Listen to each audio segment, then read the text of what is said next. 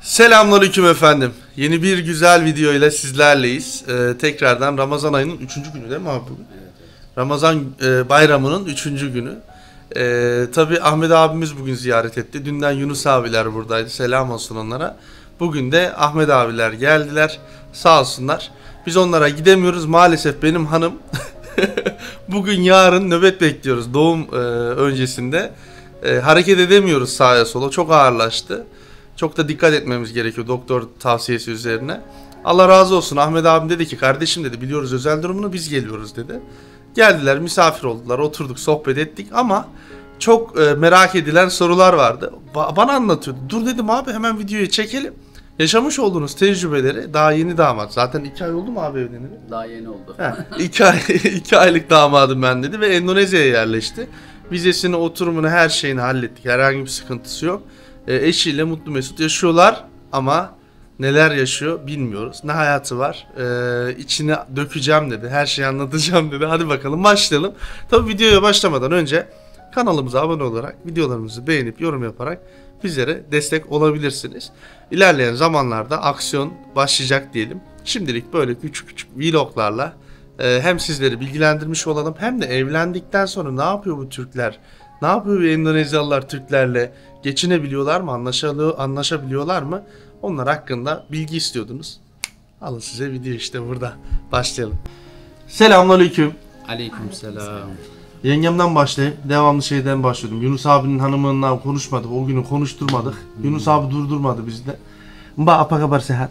Alhamdulillah sehat. Alhamdulillah hari ini Eid Mubarak ya. Hari ini sama abang sama kamu di rumah saya. Saya bahagia alhamdulillah. Mbak bahagia abang sama kamu. Alhamdulillah Serius? sangat bahagia. Abang karakter bagus ya. Sangat baik. Nah, nanti karakter apa tidak suka kamu? Keras kepala, no? No. Macho? Bagus? Nasıl birini bekliyordu? Nasıl birisi çıktı? Dur bakayım, biraz ağzını arayayım abi. Dur, hangisini seviyor, hangisini sevmiyor? Hani maçoluğu nasıl, karakteri nasıl diyor. Yok, hepsini seviyorum diyor. Herhangi bir sıkıntı yok diyor. Dur bakayım. Ya, abang turun berapa kilo? 15 kilo. 15 kilo 2 ayda verdiğini söylüyor. İnanılmaz bir rakam. 6 aydır veriyorum ya. Yok abi geldiğinde bu kadar değil, inanılmaz gömlek falan büyümüş gibi geldi. Ama ben dedim zaten de yengem de doğruyu söylüyor, 15 kilo vermişsin. Yemek seçiyorum burada yani Endonezya'nın yemekleri biraz. Bunlar hakkında konuşacağız öncelikle. Materi makaca banyak, saya bicara bahasa Türkiye, okey? Önce sorularımıza başlayalım. Abi nasılsın? Elhamdülillah. Bütün herkesin Ramazan bayramını kutluyorum. Allah hayırlı mübarek eylesin. Biraz sesli konuş lütfen, rica ediyorum. Uzunca bir süre Endonezya'dasın. Vizeni aldık. Bütün oturum işlemlerini hallettik. Ama sen düğünden sonraki bir ay olmadan Türkiye'ye tekrar gittin. 1 aylık vizemiz vardı çünkü vize bitince misafirliğimiz bitti. Sonrasında dediler terk et burayı. yengemin işi olduğundan dolayı Malezya'ya gidecektiniz. Evet. Plan iptal oldu. Tek başıma Malezya'ya gitmeyeyim. Bekir ben Türkiye'ye gideyim. Orada Daha en güzel. azından babamlarla bir helalleşeyim, dua alayım. Çıkayım geleyim dedin. Öyle de daha güzel oldu. Tabii. Malezya'ya gitseydik orada bir hafta tıkanıp kalacaktık otele. 10 Ama gün. tabii 10 gün bayağı bir sıkıntı yaşardık. Türkiye'ye gitmemiz isabetli oldu, güzel oldu. İstişare etmekte fayda var. Aynen. Peki abi hani evlilik sürecini çok güzel yorumladılar. İzleyenlerimiz oldu, izlemeyenler oldu. Tabii onları da linkini hemen sağ üst tarafına koyacağım efendim. Ahmet abinin evliliği birazcık daha mütevazı, aile arasında geçti. Mücahit kardeşime de selam olsun. Yengemle beraber geldiler, eşiyle beraber kardeşine. Çok teşekkür ederiz kendilerine. Bizi mutlu günümüzde yalnız bırakmadılar. Çok güzel oldu. Çok da güzel oldu. Evet, Makara sizin de kikiri, yardımınızla. duygusal anlar canım kardeşimin. Tabii abi hani bu güzel anlara şahit ettik insanlarımız da, kameranın arkasında olan şeyler de vardı. Mesela bu duygusal anları pek göstermedin. Sen içine attın. Mücahit daha çok hani dışına atıyor, insanlarla paylaşıyor. Sen birazcık daha içine atıyorsun. İşte insanların yapıları farklı yani. Hı. O içine atmalar başka durumlarda da olunca böyle insan biraz tabii erken yaşlanıyor. Onun için Kalpten gidebilir. evet, fazla içe atmamak, biraz pozitif olmak lazım ama işte hayat şartları, bir de insan Zorlanıyor. yani ne bileyim böyle ben pek böyle ne derler hani karşımdakini böyle kırıcı olmamaya çok çalıştığım için hep iç tarafa atma durumu oluyor yani. Sen hiç kimseye hayır demiyorsun ondan dolayıdır. Olabilir. Yani Hep işte evet diyorsun abi. yapı, karakter yani hayır diyemiyoruz. Diyemiyorum yani ne bileyim ben öyle bir yapısı var işte insanın. Abi bana dedin ki Bekir'im ben buraya gelme nedenim mutlu olmak istiyorum. Tabii. Tek maksadımız o zaten. Mutlu olmaya geldim dedin. Huzurlu ve mutlu olmak. Tek maksadımız bu. Eşim de aynı niyette, aynı fikirde, aynı zihniyette buluştuğumuz için, birleştiği için, yıldızlarımız tuttuğu için birbirini Allahü Teala gönlümüze göre nasip etti ikimize de elhamdülillah. Mutluluğunuz daim olsun tabii ki abi. Ama şunu söyleyeceğim. Dedin ya Bekir ben abi dedim bak burada yaşayacaksan 2 yıl 3 yıl neyse burada yaşamaya karar verdiğini söyledin. 2 yıl süre zarfında yenge hanım emekli olana kadar çalışacak. Burada da sen ona destek olacağını, işte sabredeceğini ve sonrasında da Türkiye'ye döneceğinizi söyledin. Ama dedin ki yemekler abi sorun olacaktır, sabrederim dedin. Abi havası, durumu, işte bazı negatif şeyleri var dedim, sabrederim dedin. Hep bütün negatif şeylerini söylememe rağmen sabredeceğim Bekir dedin. Abi seni bu kadar sabırlı yapan şey nedir? İnsan hedeflediği sevgiye, huzura, mutluluğa kavuştuğu zaman geri kalanların hepsi sabra kalıyor. Biz de o iş tarafını hallederiz dedik yani. Ve hallediyoruz elhamdülillah. Yani mutlu olmaya hedefledin, tabii. kendini ona Tabii, göre tabii. adapte sağladın. Benim için hayatta şu anda sadece en önemli şey mutluluk, huzur ve mutluluk. Hmm. Çünkü o olmadığı zaman bir insan zaten iki yerde mutlu oluyor. Bir işinde, yaptığı işte huzurlu ve mutlu olması lazım. Bir de evinde mutlu olması lazım. Bunlardan birinde mutsuzluk olursa, huzursuzluk olursa adamın hayatı allak bullak oluyor.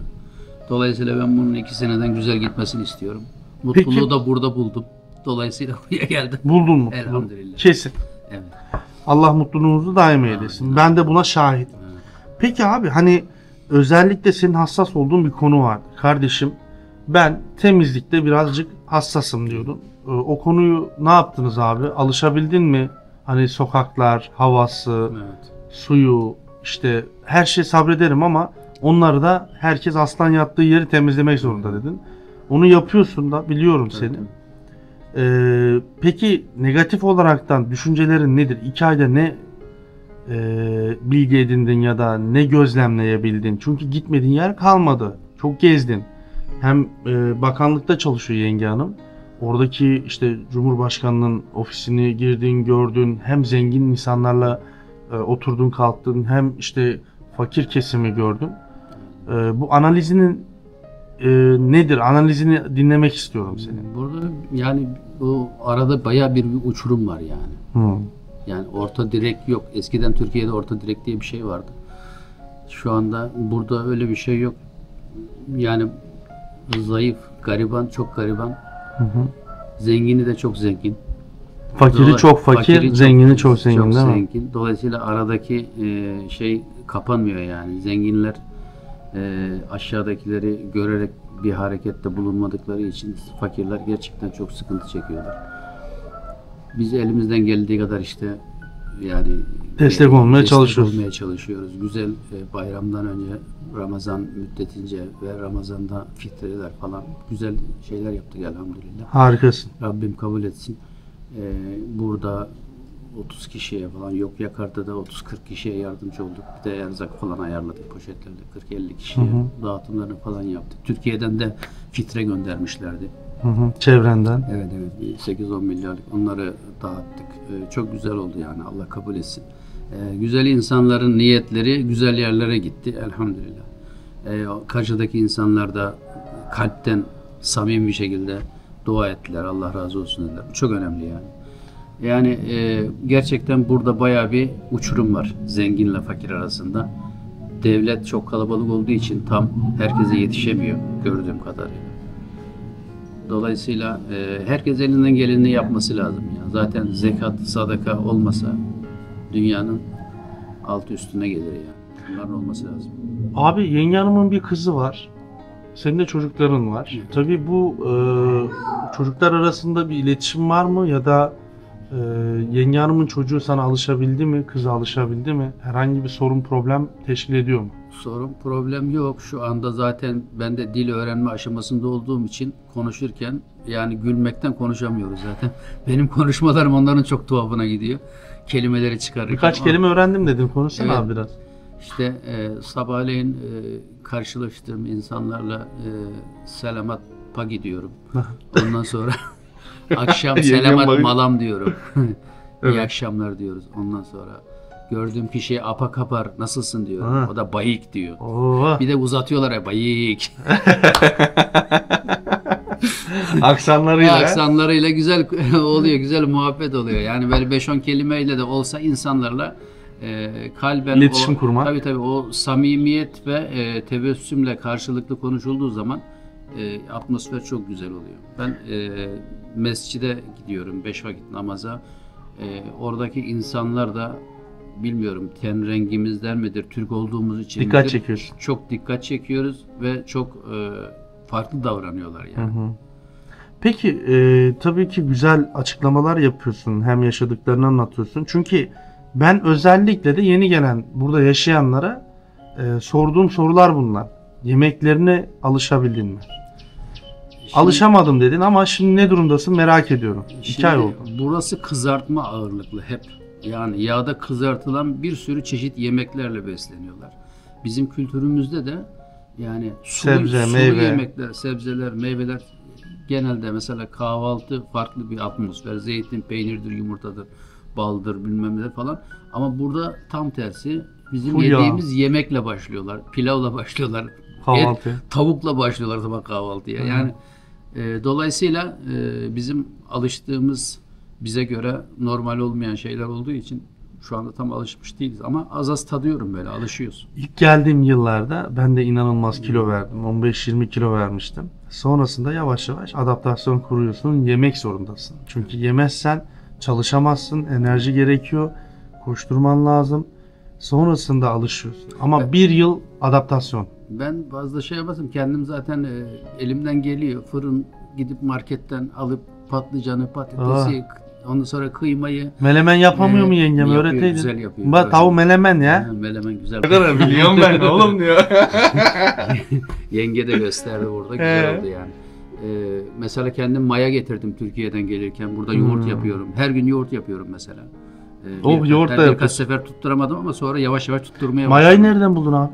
Köyden az bir poşetle Getirdim. getirdim yaya. Şimdi Tutturdum. kendi yoğurtlarımdan maya şey Bir yapıyorum. tanesini kaybedersen daha bulamazsın kolay kolay. Gelirim yani. Bir tane kardeşim.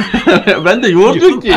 Vallahi yok. Yok mu? Bir tane abimizin adı neydi? Unuttum ben ya. Tam Tangaran bölgesinde yoğurt satıyormuş. Yeni iletişime geçtik. Özer miydi isminin yanlış olmasın. Dedi geçen toplantı yaptık işte WhatsApp konuşması. Yoğurt satıyormuş. Kahvaltılık peynir falan kendisi yapıyormuş. Maşallah. Onunla da ilerleyen bölümlerde belki aylarda haber edecek bana. Bir belgesel çekeceğiz. Endonezya'da gurbet elde yoğurt yapımının zorlukları falan diye. Bakalım nasıl bir çıkacak. Marketteki hazır sütle yaptığımız için yani direkt köyden inekten sağılan sütten yapsak mükemmel olur. Yani onu Evet. balyozla kırıyor yoğurdu. Oo, enak. Ama şimdi burada marketten paket Ekşi mi- ekşi mi süt oluyor alıyor, yoksa? birazcık ekşimsi oluyor. Evet. He. Bunu hazır sütlerden değil de başka tarzdan hani çiftlikten satan sütler var Öyle abi. bir yer bulmak lazım işte. Var aslında Tangerang'da çok vardır abi ya. Yengeme sorsan aslında Her araştırsan. taraf bilir mi? labirent gibi yani He. hiç böyle bir şey yok ki. 3-4 tane inek satan yerler var. Orada sağıyorlar. Sıcak süt Çıkıp satıyorlar. gezemedik öyle tanıyamadım daha etrafı. Dikkat et zaten. Oraya geçeceğiz. Pazarlarına girdin, sokaklarına girdin. Tabii ki ben bazen bazı bilgiler paylaşıyorum ama onlara katılıyor musun? Tehlike oranını ne düzeyde sence? Ne düşünüyorsun? Yani ortamını görüyorsun. Özellikle de paylaşılan videolar, işte haberler, sonra eşlerinizin uyarıları. Ne düşünüyorsun bu konu Vallahi hakkında? Allah razı olsun. Eşim sürekli uyarıyor beni. Çantanı burada tut diye şeylerini. Yani telefonu elinde falan tutma diye. Fakat ben şu ana kadar herhangi bir şeyle karşılaşmadım. Yani karşılaşacak kadar da böyle Gezmedim. gezmedim yani. Bir yere gittiğim zaman Maksimum zaten benim yanıma geliyorsun. Tabii. Yengemin iş yerine gidiyorsun. Orada hep emniyet var zaten. Eşimle Emniyet de güçleri. arabayla gittiğimiz için, arabayla gidip geldiğimiz için gezeceğimiz yerler hep arabayla gidip geliyoruz zaten. Dolayısıyla bir yer görmüyorum böyle yani. Bir iki sefer deneyeyim dedim böyle 5-10 kilometre evden uzaklaştım gittim internetle beraber yani Biraz Ee, tedirgin olmuşsundur kesin. Şey yok yani, yollarda kaldırım yok yürümek için. Allah Dolayısıyla göstermesin. mecbur en yoldan kötü bir yürüyorum. araba Evet. çarpsa Yoldan yürüyorsun, artı burada altyapı çok kötü. Altyapı olmadığı için de sular yol kenarlarından akıyor. Bakteri. Hastalık saçıyor yani her tarafa. hastaneden Tabii çıkamıyoruz tabii. işte. Eşimin abisi de sırf o yüzden hasta oldu yani. Mikroplardan dolayı. Ne diyorlardı ona? Tifus. Tifus mu? He. O tür Ben hastalıklar. de yakalandım mı işte? O da yakalanmış. 2-3 hafta yattı. Ziyarete gittik kendisini. Yani yolda gezmek, maskesiz gezmek burada sıkıntı. Şimdi bu hastalığa doktor diyor ki sen diyor nasıl yakalandın? Normalde diyor hani nerede yaşıyorsun? Ne yapıyorsun? Eviniz Tozdan mi? geliyor işte. Abi trafikte motorla gidiyoruz ya. Evet, çok Maske sıkıntı. takıyorlar bunlar biliyorsun. Evet, evet. Takmaların nedeni o. Evet. Ben de diyorum ya bu korona değil bir şey değil. Lan. 100 metre camiye motorla geliyor, adam maske takıyor. Artık maskeyle gidiyorum motorla giderken. Çünkü güneş kurutuyor o bakteri, toz haline getiriyor, pat Yutuyorsun. ciğerlere gidiyor. Oradan tifüsü kapmışız. Dikkat etmek Allah'tan lazım. atlattık. Sen de dikkat et. Özellikle de maskesiz Çıkmamak lazım. gitme bir yere. Hava kirliliği de var Çok zaten. çok kötü zaten. Evet, evet. Aynen. Yengemin karakteri, duruşu, düşüncesi. Çünkü sosyal medyadan tanınmış olduğunuz kişiyle evleniyorsunuz. Evet, evet. Yenge hanımın canlı kanlı 2 aydır berabersiniz hemen hemen. Sevdiğin, sevmediğin yönleri var mı? Burada izleyicilerimiz bizim ailemiz, dostumuz, canımız, ciğerimiz. Evet. Onu kendisi de biliyordur zaten. Hani Tabii, tabii. senin onun karakterini sevmen, sevmemenin nedeni nedir? Yani başka konular var mı? İşte belki şu huyunu Endonezyalı kadınların ya da eşimin, genel olarak söylemeyelim, keşke şöyle daha olsa daha iyi olurdu diyebileceğim bir şeyler var mı? Mikrofon sende. Ya ben şu an çok şanslıyım, nasipliyim diyeyim yani. Şans değil de nasipliyim. Devlet görevinde çalışan bir insanla evlendiğim için, çok böyle resmi yerlere hep girip çıktığı için temizliğin ne olduğunu çok iyi bilen, gören ve onu da ister istemez insan hayatında uyguluyor yani. Bir insan neyi çok görürse, neyi çok duyursa o insanın hayatına geliyor. Dolayısıyla evde çok titiz bir şekilde temizliğe dikkat ettiğini görüyorum. Yani sabah kalkar kalkmaz bütün evin temizliğini yapılması, ne bileyim akşam gelince temizliğinin yapılması falan. Yani farklı bir ortamımız var bizim. Yani. Çok ağırbaşlı Yani yengem. Onu da bu- söyleyeyim. evet. Fazla konuşturmayacaksın değil mi beni dedi videonun başında. Tamam yenge dedim. İlk başta konuşursun. Sonra dedim ters ters bakarsın dedim. Şu an kamerada bana ters bakıyor. Nanti saya cek dulu YouTube channelımda. Saya title bahasa Indonesia bagus saya bicara kamu. Ya Serius. buranın insanları çok mütevazi ve utangaç insanlar yani. Çok. Gerçekten. Edep, ahlak var. Evet, evet. %70'inde var abi. Çok güler yüzlü insanlar. Otomatikman insanı zaten motive ediyorlar yani. Sinir yok, stres yok. Yani Çok relaxlar. burada hepsi şafi olduğu için çorap giymiyorlar, terlikle geziyorlar sıcak. Yere temas ediyorlar, bütün elektrik boşalıyor insanlarda. Ondan olabilir belki. Adam elektriğini boşalttığı için yani kızsa bile tebessüm ediyor adam ya. Yani enteresan. Bizim Türkiye'de olacak, herkes bagajda haydar taşıyor. En ufak trafikte. En ufak Görüyorsun trafikte bak sıkıntı çıkıyor yani. korna sesi yok. Onun için yani stres, sıkıntı istemeyen insan Endonezya'ya gelecek. Ama abi bir şey diyeceğim. İyisini anlatıyorsun. Şimdi arada da kötüsünü anlatıyorsun. Şimdi diyorsun ki eşim diyor ki çantanı hep döşünde taşı. Çünkü Tabii. bak iyisini de anlatmak zorundasın. Şimdi Kötü yönlerini de oradan bir anlatmak darbe zorundasın. yerse insan, mesela benim Bir kere telefonum tırsarsan- telefonum çalınsa veyahut da işte pasaportum şudur budur, kimliğim kaybolmuş, çalınmış olsa, mesela zor duruma düşsem onun sıkıntısını aktarabilirim rahatlıkla. Şu anda ben onları sadece duyuyorum, varmış böyle şeyler. Görüyorsun diye. haberlerde. Haberlerde falan görüyoruz. Bekir abiden dinliyoruz. Dolayısıyla insan kendi canı yanmayınca bir şeyi o konuda rahat Şimdi bizim anlatamıyor. WhatsApp grubu var. WhatsApp grubunda storyler paylaşıyoruz. Böyle işte güncel haberler falan. Ahmet abi Ahmet abi diyor ki Bekir diyor ben böyle olduğunu bilsem gelmezdim, bu neydi diyor, palalı adamlar falan tırpanla geziyorlar değil mi? Gördün mü onları? Hangi adamı? O şey burada Jakarta'da Öyle var, mi? işte Java'da var, Sumatra'da var, Hmm. Kalimantan'da, işte Lombok'ta da bile böyle değişik çeteler var. Çetelerden maalesef Endonezya'nın her yerinde var. Yok denilmeyecek kadar da sayıları çok fazla. Peki yemeğine geçtik. Pazarını da gördün, gezdin, tozdun. Temizlik yönünü de söyledin. Pozitif enerjili oldukları, sana mutluluğu vermesi her şeyin üstüne geçiyor dedin. Tabii. Kilo vermem, 15 kilo vermem umurumda değil dedin. Benim umurumda olan ben mutluyum diyorsun. 2 aylık mutluluk, honeymoon yani canım cicim ayları derler ya, o zaman sürecindesin. Seninle ilerleyen aylarda yine görüşeceğiz. Nasip olursa ilerleyen günlerde inşallah iletişimimiz devamlı oluyor da nasip olur buluşmak tekrar. Buluştuğumuzda yine video çekeriz. Ve bu soruyu tekrar soracağım. Bu mutluluk sence ne kadar sürecek? Ömür boyu. Değil mi aşkım? Ömür boyu. Sonuna kadar. Hem dünyada hem ahirette. Banyak cinta abang kamu. Bicara mbak, seni seviyorum. Biz böyle birilerinin Bak, dediği gibi ona bak. 3 aylığına, 5 aylığına, 6 aylığına bu işi başlamadık. Biz Allahü Teala'dan dua ederek istedik bu işi ve Allahü Teala bizleri kavuşturdu. Çünkü her şey onun elinde, onun kontrolünde. İlk buluşmanız aklımda da şu an havalimanında. Dolayısıyla bizim evliliğimiz, mutluluğumuz ömrümüzün sonuna kadar inşallah. İnşallah. Var, hiç anlamasa da güvenliğinden dolayı inşallah diyor. O kalpten kalbe bir bağ vardır diyorlar ya, yani ben Nasıl anlaşıyorsunuz abi? Google çeviri üzerinden iletişiminiz devam ediyor ama yavaş yavaş da dili öğreniyorsun Google'da tabii. çok nadir kullanıyoruz. Genelde böyle konuşarak anlaşıyoruz değil mi aşkım? Nasıl anlaşıyorsun abi? Konuşarak. Anlamıyor. Beni anlıyorsun değil mi? Problem yok. Tidak tahu Anlıyor. artinya ya. O da Türkçe konuşuyor yani. Tidak banyak tahu ya. Apa bicara tidak tahu ya. Sedikit banget. Çok az seçiyordur lafları büyük ihtimalle içerisinde. Seçiyor ama ne demek istediğimi anlıyor yani. Anlar abi Bana ya. su ver dediğim zaman biliyor. Yemek karnım aç dediğim zaman biliyor mesela. Mesela karnım açım anlar da karnını bilmez. Ver de bilmez de suyu anlar. Şimdi- Onları seçmiştir çünkü. şimdi bizim- Alışmışsınız bizim uzun Türk- zaman sosyal medyada konuşa Evet. çeviriden çeviriye anlamıştır. Evet. Ya şimdi insanda şöyle bir şey var. Yani karşındakine bir şey lisanla anlatamazsan bile hareketlerinle, tavırlarınla onu karşıdakine geçiriyorsun ya.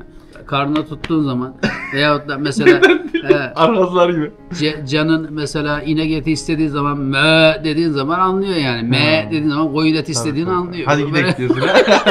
Hadi gidelim lokantaya. Peki bunlar senin hoşuna gidiyor. Ya hani bazıları diyor ya inanamıyorum akıl fikir versin diyorlar yorumlardan. Ya abi dilini bilmiyorsun, yolunu izini bilmiyorsun. Nasıl evleniyor bunlar diyorlar ya. Bazıları da şey almış.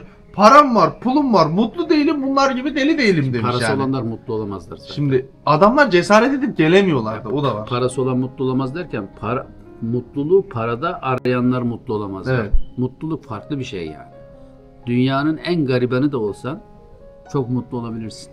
Çünkü bu insanlar, Endonezya'nın insanları böyle yetiştirilmişler. Az şeylerle mutlu olabiliyorlar. Yani bu çok önemli. Mesela bir insana çok para ver. Yani insanın gözü doymuyor zaten. Bir dünyayı versen arkasına dönüp bakıyor bir dünya daha var mı ki diye. Böyle insanın gözü aç yani. Yunus abi çok güzel söyledi geçen videoda. Çok parası olan çok dinden uzaklaşır diyor. Hani bence de çünkü çevremdeki çok zenginlerin hepsi dinden uzaklaşmış. Ya da dinine bağlı ama insanlara yardım etmiyor. İşte para insanı çok bozabiliyor yani. İnsan Bilmiyorum. paraya hakim olabilmek, onu çalıştırabilmek, güzel yerlerde Allah'ın razı olduğu şekilde kazanıp harcayabilmek her baba yiğide nasip olmuyor yani. Yastığa kafanı koyduğun zaman Tabii, büyük zatlardan birisine çok zengin mesela. Diyorlar ki işte falanca gemilerden birisi Karadeniz'de batmış. Diyorlar o batan gemi size aitmiş diyorlar. Bir an düşünüyor, kalbine bakıyor. Diyor ki elhamdülillah. Gemi batmış diyorlar, elhamdülillah diyor. Bir zaman sonra geliyorlar diyorlar ki batan gemi sizin değilmiş efendim. Başka bir firmaya aitmiş diyorlar. Bakıyor kalbine, diyor elhamdülillah. Diyorlar neden ikisine de elhamdülillah dediniz? Diyor birincisinde geminiz batmış dediniz. Ben baktım kalbime bir üzüntü, bir sıkıntı var mı? Yok. Elhamdülillah dedim diyor. İkincisinde siz batan gemi size ait değilmiş dediniz diyor. Baktım kalbime bir sevinç var mı? Yok. O zaman dedim elhamdülillah dedim diyor. Yani iş, para odaklı bilmem. Dünya malı umurunda odaklı, olmayacak diyorsun. Umurunda olmayacak. Yani hepsi Allah'ın zaten. Sen gittiğin zaman buraya ait hiçbir malını götüremiyorsun ki. Hepsi burada mirasçılara kalıyor. Dolayısıyla sen onlarla yaptığın güzel ameller seninle geliyor sadece. O zaman ne infak edebilirsen o kâr zaten. çok güzel söylüyorsun abi. Beni çok etkileyen şeylerden biri de şu aralar çok sevdiğim arkadaşlarım vefat ediyor. Kalp krizinden. Çatır çatır kalp krizinden vefat edenler var. Çocukları var. 3 aylık, 1 yaşında, 3 yaşında çocukları olan kardeşlerim, arkadaşlarım, okul arkadaşlarım var. Onları duydukça ben aklıma şey geliyor. Yani ben de olabilirdim. Tabii. Ya da olacağım zaten. Ya onu düşünebilmek işte oradan Bu ders videoyu çıkaracak izleyen önemli. herkes ölecek. Bundan sonra Muhakkak. hani 100 yıl sonra hiç hatırlanmayacağız bile. Hiç kimse kalmayacak ki 100 Kimse yıl sonra. kalmayacak. Nesil değişecek yani. Tanıdığımız kimse kalmayacak. Yani bizi tanıyan da kimse kalmayacak. Ya işin özünde şu var yani. Gerçekten kaliteli insan olmak lazım. Güzel insan olmak lazım. Güzel insanlarla iletişim kurmak lazım. Tebessüm etmek lazım ya. Tebessüm etmek bile sadaka yani. Fakirliğin tanımı ülkeden ülkeye farklılık gösterebiliyor. Tabii. Buranın fakiriyle, leveliyle Türkiye'deki aynı değil. Onu demek istiyorum. Yani benim aslında hedefim şu. Diyorum ki Türkiye'deki fakirin gelir kaynağının ve bütçesi ne kadar onu hesaplayın. Buradaki fakirin, fakir kastının bütçesi ne kadar onu hesaplayın. Ona göre bir hesap yapsınlar ve ortaya çıkarsınlar. Sonra da milliyetçilik yapanlar da var. Buradan onlara da sesleniyorum. Bana işte mesajlar atıyorum sana, gruptan da paylaşıyorum.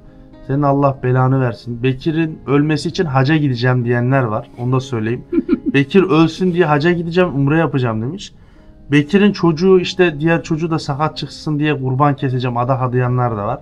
Şimdi bunları hiç kale almamak lazım. Onlara çok tek güzel bir kelime söyle, tek bir kelime. Allah'a havale tek ediyorum bir ben kelime zaten. söylemek lazım onlara. Allah akıl Güzel, fikir güzel insanlardan güzel sözler sadır olur. Kötü insanlardan kötü sözler sadır olur. Mevzu da şunlar aslında abi. Mevzu şu, milliyetçilik yapıyorlar. Yani hani abi fakirin milliyetçiliği mi olur ya? Yetimin milliyetçisi mi olur?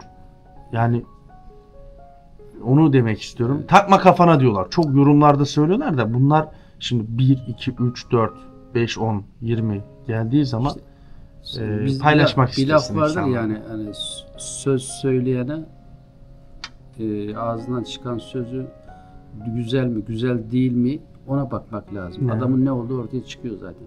Çünkü ağızdan çıkan telaffuz kalpte ne varsa onu dışarı vuruyor. Tabii. Dolayısıyla bir insan güzel kaliteli bir insansa güzel sözler söylüyor.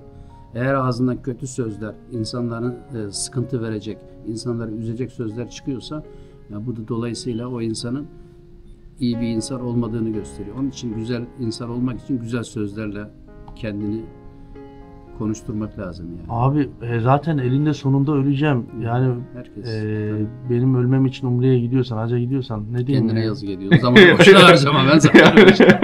Hepimiz öleceğiz zaten. Abi Ölüm tabii hak. güzellikleri anlat. Hak tabii abi. Ben bunu devamlı söylüyorum. Yani öleceğiz. Ya bizim dedelerimiz, ebelerimiz nerede? Abi ben babama ne dedim biliyor musun? Bak yemin ediyorum sana. Hiç unutmam. Ve bana tokat atmıştı. O sinirle. O da çünkü o an hatırlattım ondan dolayı vurdu bana. 18-19 yaşındayım.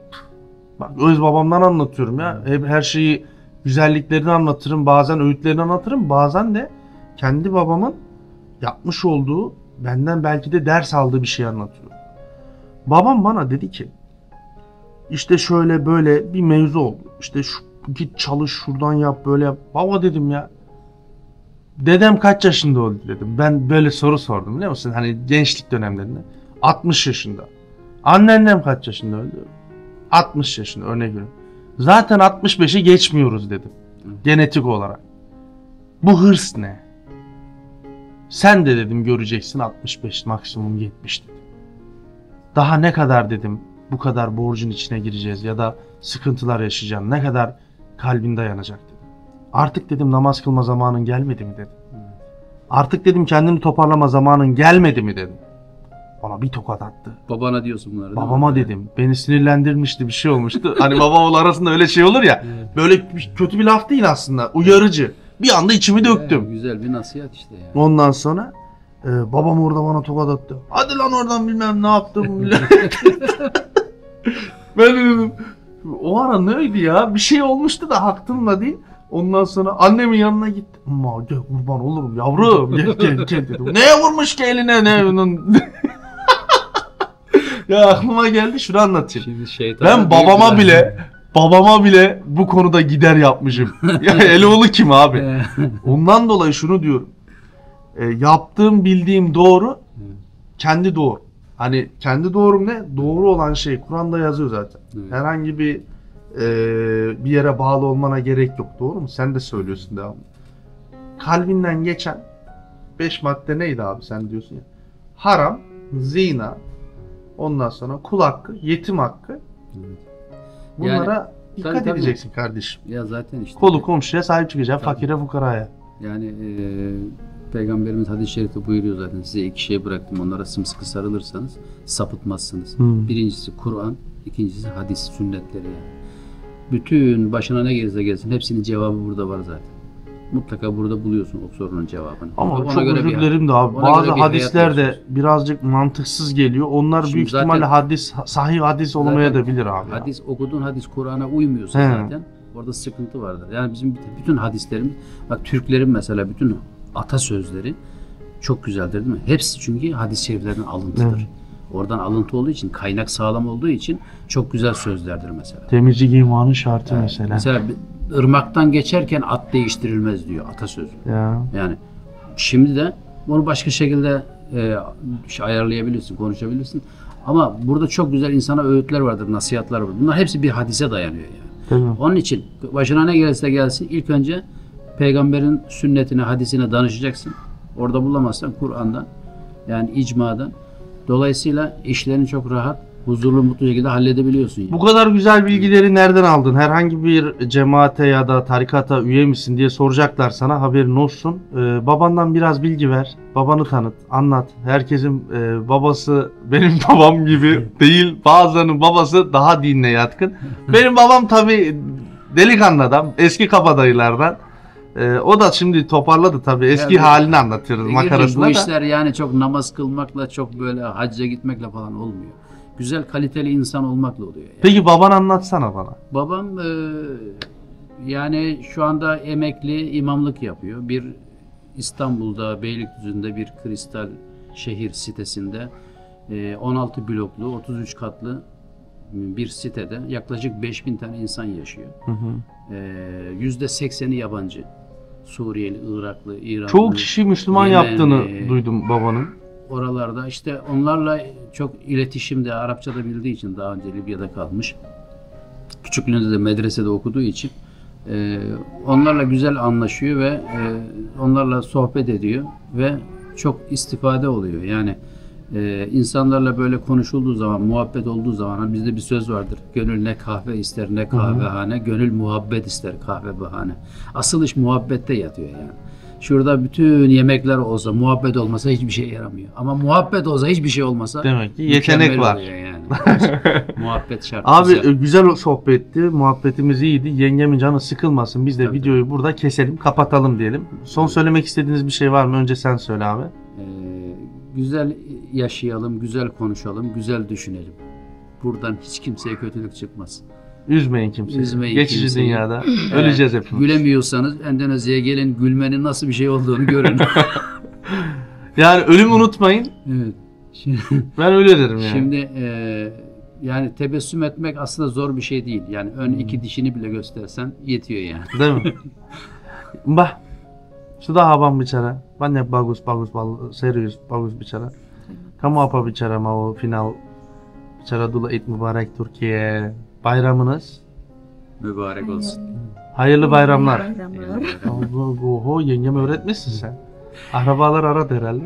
Tabii. Gelene gidene hayırlı bayram. Bayramlaştık. İyi, güzel oldu. Evet. Mbak, insyaallah bahagia sama abang. Kamu tidak ada stres, tidak ada problem. Eylül'de İnşallah, gideceğiz mudah-mudahan inşallah Türkiye'ye. September tinggal di Turki, abang sama kamu ya. İnşallah. İnşallah. Sonraki seneye hedefimiz var inşallah abimle. İnşallah. Nasip olur. Düşüncelerimiz var. İnşallah. Hayırlısı olsun. Teşekkür ederim. Geldiniz, zahmet ettiniz. Zamanınızı aldık. Terima kasih banyak Mbak. Mudah-mudahan seriously inşallah saya selalu doa berdoa Amin. abang sama kamu sehat. Only sehat. Amin. Biz de ziyaret Rızık yani. dolayıyla inşallah sevabını almışız. Allah İnşallah. razı olsun kardeşim. Cansın. Evet efendim, zamanınızı aldık sizin de. Hakkınızı helal edin. Güzel bir söyleşi, güzel bir sohbet ve vlog oldu diyelim. Güzel, bayramın 3. gününden Endonezya Java Adası Jakarta şehrinden kucak dolusu selamlar. Hoşça kalın. Sampai jumpa. Tekrardan iyi bayramlar.